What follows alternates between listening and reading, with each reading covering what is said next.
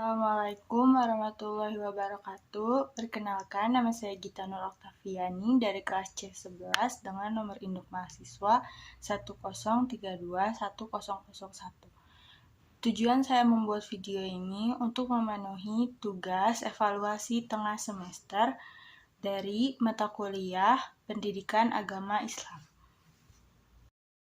Bismillahirrahmanirrahim. Di sini saya akan menjelaskan mengenai materi Ma'rifatul Insan atau mengenal hakikat penciptaan manusia.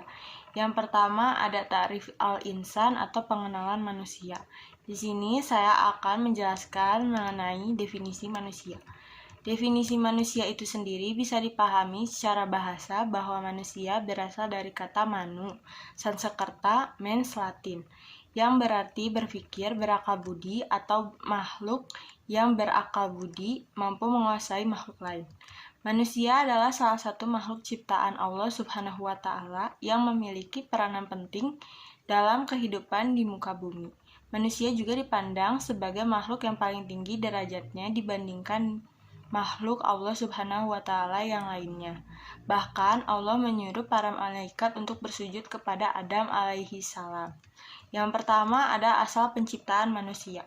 Dilihat dari asal penciptaannya, manusia tersusun dari unsur bumi dan unsur langit.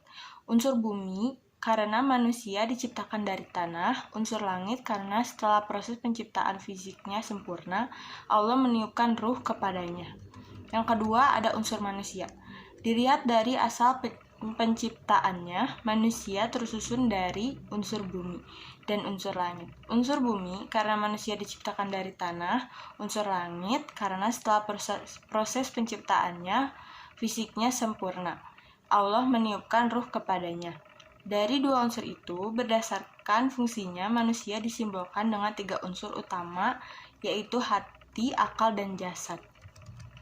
Yang ketiga ada amanah manusia. Yang pertama ada amanah al-ibadah. Lanjut dari materi yang sebelumnya, sekarang saya akan menjelaskan tentang hakikatul insan atau hakikat manusia. Hakikat manusia dalam Kamus Besar Bahasa Indonesia atau KBBI, hakikat memiliki 2 arti. Antara lain, yang pertama, intisari atau dasar. Contoh kata, dia menanamkan hakikat ajaran Islam di hatiku. Yang kedua, kenyataan yang sebenarnya atau sesungguhnya. Contoh kata, pada hakikatnya mereka orang baik-baik. Yang pertama ada makhluk. Menurut Kamus Besar Bahasa Indonesia atau KBBI, makhluk adalah sesuatu yang dijadikan atau yang diciptakan oleh Tuhan seperti manusia, binatang, dan tumbuh-tumbuhan. Yang kedua dimuliakan.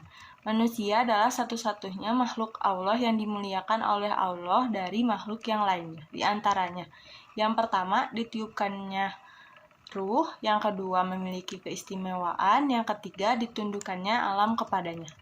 Yang ketiga ada dibebani. Manusia adalah makhluk yang mukallafun, dibebani tanggung jawab.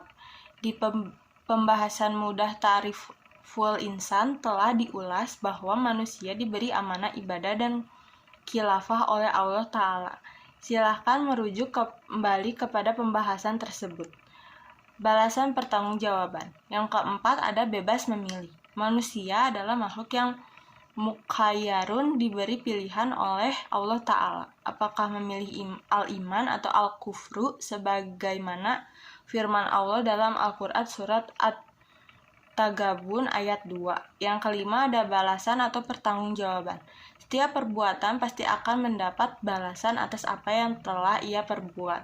Allah maka hendaklah manusia dapat memilah apa yang akan ia lakukan. Terakhir ada nafsul insan atau jiwa manusia. Nafsul insan mempunyai 2 kata, yaitu nafsu dan insan. Nafsu berarti sebuah perasaan atau kekuatan emosional yang besar dalam diri seseorang manusia. Sedangkan insan berarti manusia atau diri sendiri. Jiwa atau jiva berasal dari bahasa Sanskerta yang artinya benih kehidupan.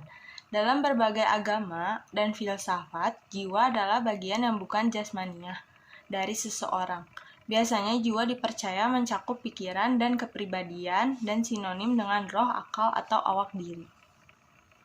Sekian penjelasan dari saya. Mohon maaf apabila ada kesalahan kata. Wassalamualaikum warahmatullahi wabarakatuh.